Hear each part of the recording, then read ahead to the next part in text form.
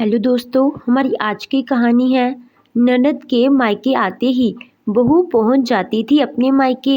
जब यह हर बार होने लगा तो सास ने अपनी बहू के साथ किया कुछ ऐसा जिसे देख बहू चौंक गई। माँ, जितनी जल्दी हो सके आज शाम को ही या कल सुबह सुबह भैया को भेज दो। तुम्हें पता है मेरी ननद सोनी कल आने वाली है और ये तो अच्छी तरह से जानती हो ना कि उनके आने के बाद घर में कितनी फरमाइशें शुरू हो जाती हैं। इतनी गर्मी है माँ, बेटी दोनों को ही नहीं दिखाई देता। एक के बाद एक उनकी फरमाइश शुरू ही रहती है और मेरे बस की बात नहीं है कि मैं माँ बेटी के पीछे जी हुजूरी करती फिरूं। ठीक है मेरी बच्ची, तू चिंता मत कर, मैं अभी तेरे पापा से बात करती हूँ। देखती हूँ अगर भैया खाली होगा तो आज नहीं तो कल सुबह सुबह ही भेज दूंगी। तू बस तैयार रहना। कहते हुए पूजा की माँ ने फोन रख दिया। पूजा जब सुबह अपनी सास मनोरमा जी को चाय लेकर जा रही थी तो मनोरमा जी फोन पर अपनी बेटी सोनी से बातें कर रही थी। सोनी कल आने वाली थी। जैसे ही यह खबर पूजा के कानों में गई, वह उल्टे पांव बिना चाय दिए वापस आ गई और तुरंत ही अपनी माँ को फोन करते हुए बोल दी, माँ कल भैया को भेज दो, मेरी ननद सोनी आ रही है, इसलिए उसके आने से पहले मुझे मंगा लो। माँ ने भी बेटी की हाँ में हाँ मिलाया। माँ को फोन करने के बाद पूजा दोबारा से चाय लेकर मनोरमा जी के पास गई। तब तक मनोरमा जी फोन रखकर किसी और काम में बिजी हो गई थी। चाय देने के बाद पूजा सीधे अपने कमरे में गई और अपना बैग पैक करने लगी। काम के चलते मनोरमा जी पूजा को बताना ही भूल गई कि कल सोनी आ रही है। करीब सुबह 8 बजे पूजा के भैया आ जाते हैं। पूजा के बाइक को देख मनोरमा जी हैरान हो जाती हैं। अचानक से कैसे? जब वह पूजा से इसके बारे में पूछती हैं तो पूजा कहती है, माँ जी भैया मुझे लेने आए हैं। माँ की थोड़ी तबीयत ठीक नहीं लग रही थी, इसलिए सुबह सुबह ही चले आए। फिर दिन में उनके पास टाइम नहीं रहता। लेकिन पूजा, आज सोनी आ रही है और तुम आज ही मायके जा रही हो। क्या दीदी आ रही हैं?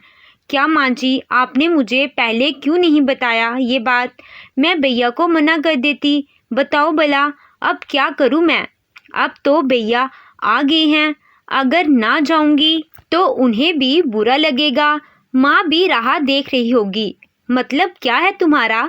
तुम अभी भी जाओगी, यह जानते हुए भी कि तुम्हारी ननद आ रही है?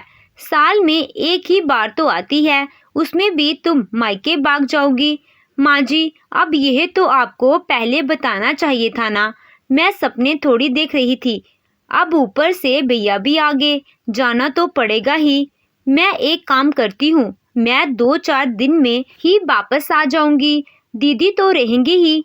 ठीक है जाओ, तुम्हारे भरोसे है, देखते हैं तुम कितने दिन में वापस आ जाओगी। हाँ माँ जी पक्का, मैं वापस आ जाऊंगी, आप बिल्कुल चिंता मत करिए। करीब 1 घंटे बाद ही सोनी भी आ जाती है। सोनी को चाय पानी देने के बाद पूजा हाल चाल पूछती है तो सोनी कहती है, भाभी मैं ठीक हूँ, घर पर भी सब लोग ठीक हैं। लेकिन आप बताओ, आप इतना सच धज कर क्यों खड़ी हैं? कहीं जा रही हैं क्या? इतना सुनते ही पूजा मनोरमा जी की ओर देखने लगती है। मनोरमा जी कहती हैं, हाँ बेटी जा रही है, हर बार की तरह तुम्हारे आने के बाद तुरंत ही भागती है, वैसे ही इस बार भी भाग रही है। क्या माँ जी?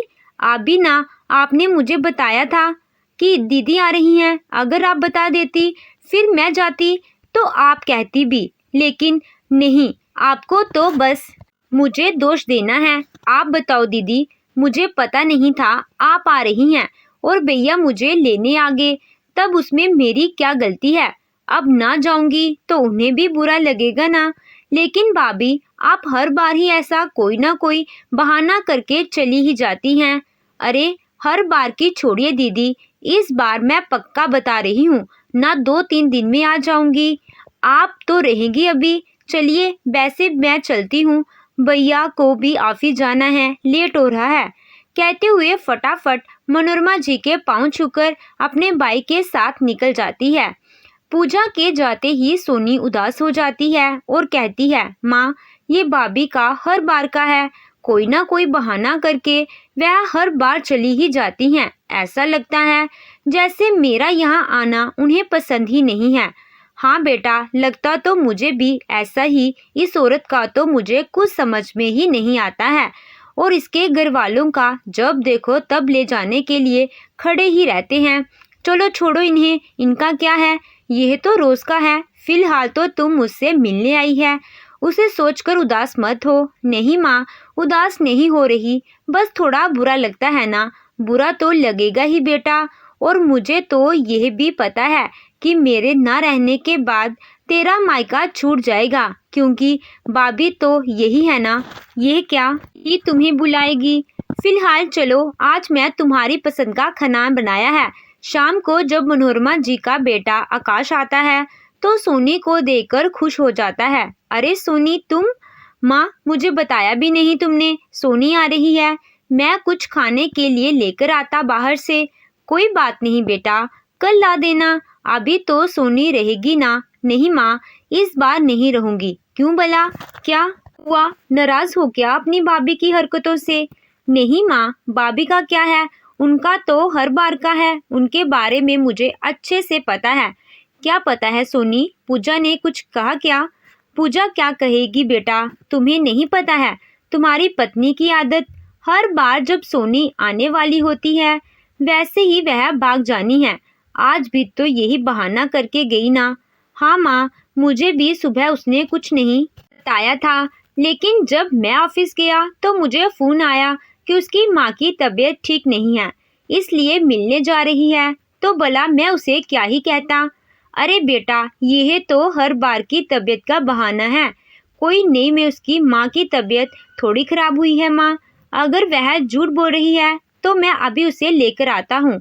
नहीं बेटा, तुम रहने दो। उसने बोला है ना कि 2-4 दिन में खुद आ जाएगी। फिर देखते हैं 2-4 दिन में वह कब आती है। ठीक है भाई, आपकी मर्जी, आपको जैसा सही लगे आप करो। कहते हुए आकाश चला जाता है। मनोरमा जी सोनी से पूछती हैं, सोनी, बताया नहीं बेटा, तुम इस बार 10 दिन में ही क्यों चली जाओगी?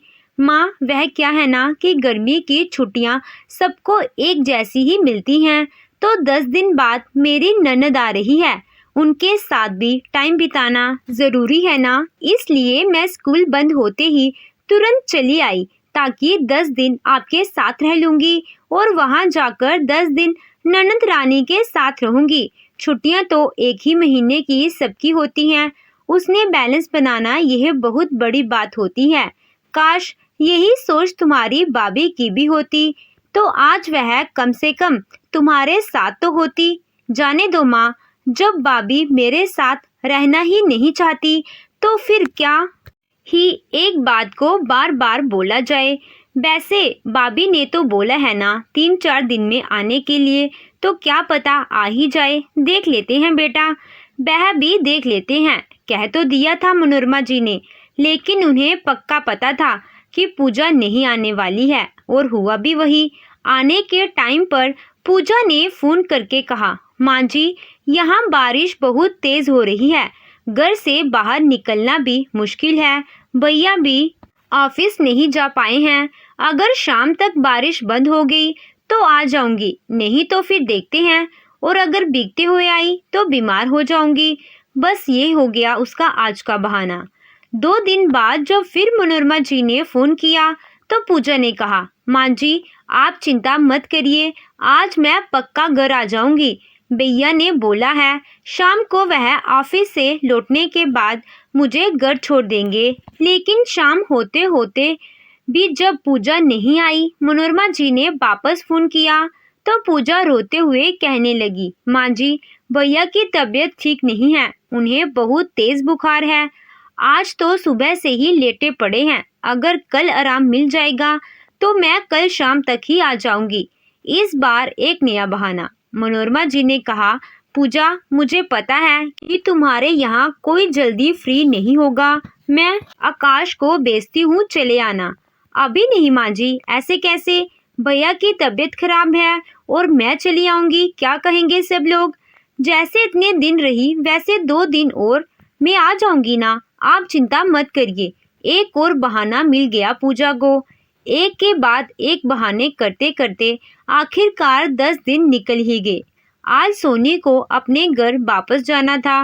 वह अपने कपड़े पैक कर रही थी। उसने मनोरमा जी से कहा, माँ, मुझे पता था भाभी नहीं आएंगी। अब देखना, मेरे जाने के 2 दिन बाद ही वापस आ जाएंगे। कहते हुए रो पड़ी थी सोनी। मायके का मोह बहुत बड़ा होता है। बेटी के आंसू देख मनोरमा जी का कलेजा टूट गया। बहू पर गुस्सा तो आया, वह तो आया ही। बेचारी बेटी साल में एक बार आती है, उसमें भी बहू के ऐसे नखरे। सोनी की जाने के बाद मनोरमा जी के आगे बार बार बेटी का रोता हुआ चेहरा ही नाच रहा था। बेटी पर जितना तरस आ रहा था, बहू पर उतना ही गुस्सा आ रहा था। अब तो बेटी जा चुकी थी, लेकिन बहू को इस बार सबक सिखाना जरूरी हो गया था। कुछ सोचते हुए मनोरमा जी शाम को जब आकाश आता है तो उससे कहती है, आकाश, सोनी तो चली गई, लेकिन पूजा का अभी तक कोई भी पता नहीं चला। हाँ माँ, तुम कहो तो मैं जाकर ले आता हूँ उसे। नहीं आकाश, ना तुम जाओगे और ना ही तुम आने के लिए उसे एक बार भी बोलोगे जब तक मैं नहीं कहूँगी। वह यहाँ नहीं आएगी। उसका हर बार का यह नाटक है। एक बार उसे सबक सिखाना भी तो जरूरी है। इस बार छोड़ दो उसे, मायके में ही जी भर के रह ले। देखते हैं कब वो अपने मुंह से कहेगी आने के लिए। आकाश ने भी माँ की ही हाँ में हाँ मिलाया। उसे भी माँ की बात कहीं ना कहीं सही लगी, क्योंकि पूजा जब भी अपने मायके जाती थी हर बार उसका आने को लेकर यही नाटक होता था। जाने के नाम पर तो तुरंत ही कोई ना कोई आ जाता था और यह तुरंत चली जाती थी, लेकिन लाने के नाम पर ना कोई खाली होता, ना कोई लाता और ना ही यह आना ही चाहती जल्दी। इस बार मनोरमा जी ने पूजा से कहना ही छोड़ दिया आने के लिए। ना आकाश कभी कहता। धीरे धीरे 1 महीना हो गया। गर्मी की छुट्टियां भी खत्म होने को आ गई थी। अब पूजा आने के लिए परेशान थी, लेकिन घर से ना कोई फोन, ना कोई आने की बात। पूजा ने 1-2 बार आकाश से कहा भी, लेकिन आकाश ने साफ साफ कह दिया, पूजा, इस मामले में तुम माँ से बातें करो। अभी माँ बड़ी हैं, इसीलिए मैं तुम्हारे लिए फैसला नहीं ले सकता। अगले दिन पूजा मनोरमा जी को फोन करती हैं और कहती हैं, माँ जी, 1 महीने हो गया, अब आप मुझे बुला लीजिए, नहीं तो बच्चों की पढ़ाई का भी नुकसान होगा। मनोरमा जी ने कहा, ठीक है, तुम कल तैयार रहना, कल आकाश जाएगा तुम्हें लेने के लिए। इतना सुनते ही खुश हो गई पूजा। वह खुशी खुशी जाने की तैयारी करने लगी। अगले दिन पूजा सुबह से ही तैयार होकर आकाश का इंतजार करने लगी। धीरे धीरे दिन निकलता गया और शाम तक आकाश नहीं आया, तो पूजा ने आकाश को फोन किया, आकाश, कहाँ हो तुम? आए नहीं अभी तक लेने? मैं कब से तैयार होकर बैठी हूँ। पूजा, मैं तो ऑफिस में हूँ, मुझे अर्जेंट काम आ गया था, इसलिए मैं चला आया। एक काम करो, कल भी मुझे बहुत काम है, मैं परसों सुबह सुबह ही आता हूँ, तुम तैयार रहना। तीसरे दिन भी पूजा सुबह से ही तैयार होकर आकाश का इंतजार करने लगी, लेकिन आज भी सुबह से शाम हो गई, आकाश नहीं आया। अब पूजा को गुस्सा आ गया और उसने गुस्से में आकाश को फोन करके कहा, आकाश, यह क्या तरीका है? और तुम आते हो, इतना भी टाइम नहीं है तुम्हारे पास कि तुम 1 घंटे के लिए आकर मुझे ले जाओ। अगर तुम नहीं आ सकते तो मैं भैया के साथ आ जाती हूँ ना। नहीं पूजा, लाऊंगा तो तुम्हें मैं ही, लेकिन क्या बताऊं, मेरी तबीयत बहुत खराब हो गई, मैं बिल्कुल भी उठ नहीं पा रहा था, तेज बुखार था, आज तो पूरे दिन घर पर ही रह गया। तुम एक काम करो, जब मुझे आराम मिल जाएगा तो मैं खुद ही तुम्हें लेने आऊँगा, तब तक आराम से रहो। कहते हुए आकाश ने फोन रख दिया। 1 हफ्ते तक पूजा इंतजार करती रही। उसे कहीं ना कहीं शक होने लगा था कि आकाश बहाने तो नहीं कर रहे, वह जानबूझकर तो मुझे परेशान नहीं कर रहे हैं। उसने गुस्से में आकाश को फोन लगाया और कहा, आकाश, आप जानबूझकर यह सब नाटक कर रहे हैं ना? मैं समझ गई। आकाश कुछ बोले उससे पहले मनोरमा जी फोन लेते हुए कहती हैं, बहू, कैसी बातें कर रही हो? ऑफिस का काम क्या तुम्हारे मायके में ही होता है, यहाँ नहीं होता? बीमारी बस तुम्हारे मायके में ही होती है, यहाँ नहीं होती? तो भाई आकाश की भी तबीयत ठीक नहीं थी। जब उसको आराम मिल जाएगा तो लेकर आएगा ना। तब तक तुम रहो आराम से, मायके ही तो गई हो, कहीं और तो गई नहीं हो। चिंता की क्या बात है? अब मैं समझ गई, आप मेरी ही बात मेरे ऊपर डाल रही हैं। इतनी तो बच्ची नहीं हूँ। लेकिन माँ जी, धीरे धीरे मुझे यहाँ पर 2 महीने हो गए, लोग बातें बनाने लगे हैं। मायके रहने की भी कोई हद होती है। अगल बगल वाले भी अब धीरे धीरे पूछने लगे, क्या बात है, क्या बात है? बहुत बेइज्जती महसूस होती है। माँ जी, मैं समझ गई हूँ कि जब मायके में लोगों का व्यवहार बदलता है तो कितनी तकलीफ होती है। मेरी भी भाभियाँ पीछे सवाल कर रही हैं। आज मुझे भी अपनी गलती का एहसास हो गया है। मैं कसम खाती हूँ, आइंदा से मैं कभी भी दीदी के आने के बाद मायके नहीं आऊँगी। मुझे एक मौका दे दीजिए, प्लीज़ मुझे बुला लीजिए। चलो ठीक है, अगर तुम्हें तुम्हारी गलती का एहसास हो गया है तो तुम तैयार हो, मैं आकाश को अभी भेजती हूँ। कहते हुए मनोरमा जी ने फ़ोन रख दिया और मुस्कुराते हुए आकाश से बोली, बेटा जाओ, ले जाओ बहू को। उम्मीद है इस बार तो उसे अच्छा सबक मिल गया होगा। अब आइंदा से सोनी को देखकर वह इस घर से भागेगी नहीं। अब उसके मन में एक डर बैठ गया है और ये डर बैठना भी बहुत ज़रूरी था। देर आए दुरुस्त आए। दोस्तों, कभी कभी किसी को समझाने के लिए ऐसा कोई कदम उठाना ज़रूरी भी होता है। तो दोस्तों, आपको ये कहानी कैसी लगी? कमेंट करके ज़रूर बताइएगा। कहानी अच्छी लगी हो तो वीडियो को लाइक कीजिएगा। चैनल पे नए हो तो चैनल को सब्सक्राइब कीजिएगा। Thank you.